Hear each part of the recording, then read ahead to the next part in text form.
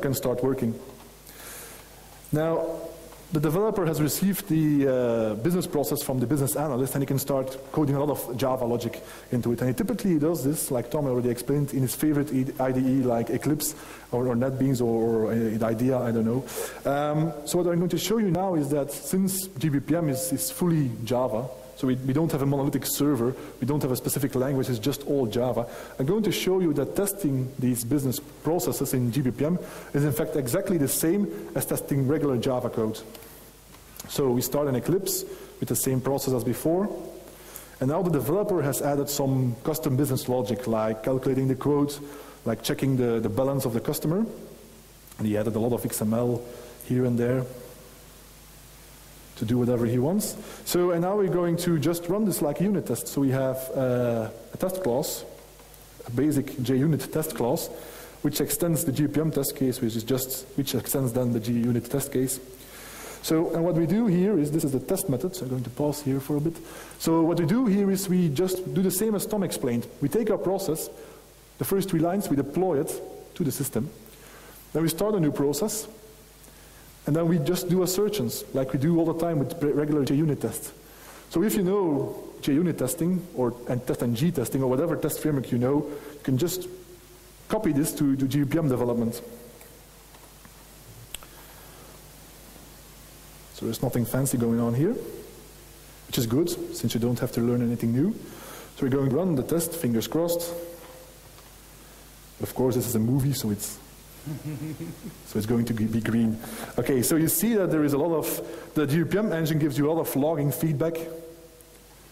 But sometimes this isn't enough. Sometimes you want to do more, and then, yeah, since we're in Java, we can just go debugging. We're in Eclipse, we have our debugging tools, GBPM just Java, so we can start debugging. So for example, if we now want to check the decision, check how this customer actually has a lot of money, or not enough money, so we can click through to the class. There is a business logic, which is very simple. We simply get the quote from our process as a variable, and we check if the price for the quote is lower than the current balance of the user. So I'm not quite sure if it's production ready. But, so what we did here is we put a breakpoint at the first line, and we're going to run it now in debug mode.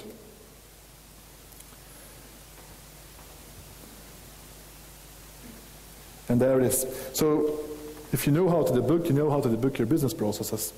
So you can step into methods, you can step over methods, you can go into the GBPM codes, because we're an open source framework, so everything is open. You can just go into GBPM and see all the stuff that we do. I don't know if you want to do that, but... So you can see the user has enough money, so we return the OK decision, and the process can continue. And that's it, nothing fancy going on, just plain regular Java, nothing new to learn. All right. Okay, nowadays you have to be agile to be cool. So typically when you get your business process, you don't dive into the implementation straight away. No, you're going to be agile, you're going to be cool, so you're going to make a prototype. You're going to make a prototype that you can show to your end users, they can give you feedback, and then you can use this feedback to make an even better system, all in an agile, cool way. So I'm now going to show you how you can make a prototype very easily, very fast, using the GBPM console, which is actually a good application, which is also shipped with our default distribution. So I'm going to show you how you can do this with using just the GBPM console and something little called a task form. So we will go to the GBPM console. We log in with credentials.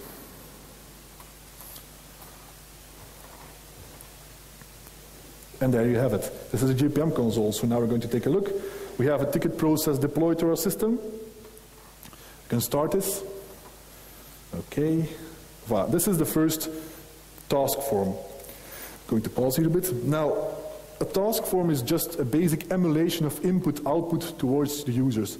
So this is not production ready, but this is also already very good to use to talk with the users. So this is just a plain form which actually you will be using on with a text message saying I want to go from I don't know, Krakow to Brussels, so which is a long trip.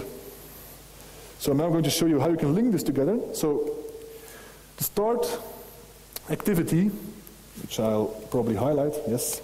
The start activity has an attribute called form, and this form links to somewhere on your class pod. And here it is this very simple file called traintickets_startform.ftl.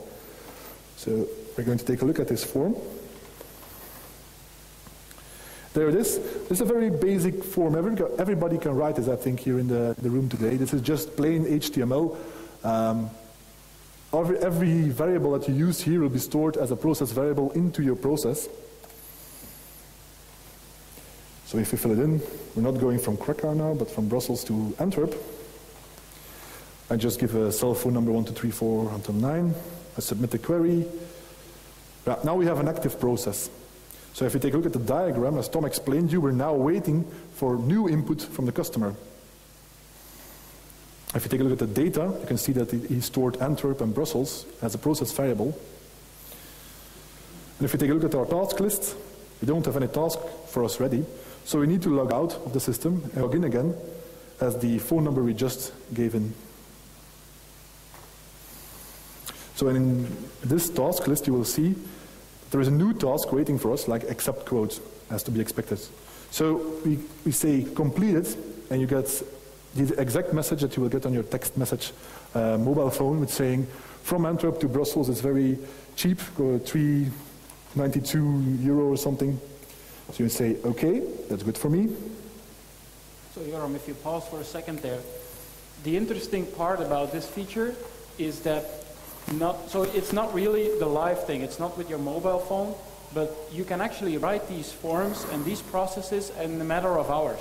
So if you're a business analyst or people coming together, they want to write a new application, in a matter of hours, you can draw this process, associate some forms, and you can put real people behind a computer screen and say, you are John, you are Mary, and you are someone else, and they are actually performing all the steps in the application. And the non-technical stakeholders, they can actually see it working already as a matter of hours. And that's the real power, actually, that Joram's showing you. Yep. So please continue. No problem. I think the smart people here already figured it out. Okay, so I'm just showing here that there is the same type of form is attached to the task. So again, form attribute linking to some file on your class pod. So we now use expressions. As you can see here, we now use expressions which take process variables and put this into the form. So as Tom just told us, it's very simple, just basic HTML. Everybody can do this. All right. Now the actual implementation can be downloaded from the website, which is just a big source tree, a binary. So you can just download a big zip file and start doing actually this demo tonight if you want to. So for this demo, we choose to take our business process and wrap it up in an EGB3 service, put it on a JBoss server, and then write some servlet which you can use to communicate with our mobile phone. This is what I'm going to show you now. So like Tom told us, first we need to register ourselves in the system. So we have a very small Steam application which we use to register ourselves. So we register our emulator, because we're not going to use the mobile phone here, but we're going to use an emulator. The mobile phone number 1, 2, 3, 4 until 9. Okay, we're registered. We log in. The password is test if you want to use it, try it tonight. So we have now €0 in our account, and we add €50 or 50 zloty, I think it's here. Which was a surprise for me when I arrived at the airport today. So this is actually the GPM phone, which is a very advanced version of the iPhone. So we're going to use a GPM phone to send a message to our EGB3 service running on the JBoss. I'm going to say, like, I want a ticket going from Antwerp to Brussels. I send it. You see a very fancy phone. And we receive a message back from the system saying, it's good, but it will cost you €6.01. And you say, okay, it's a fair price.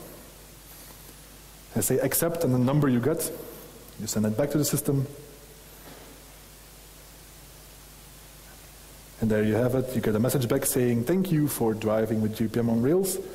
€6.01 has been deducted from your account. And if you refresh our user account, you can see that our money has gone down. In real production system, it probably will be linked to your bank account, Visa account, I don't know.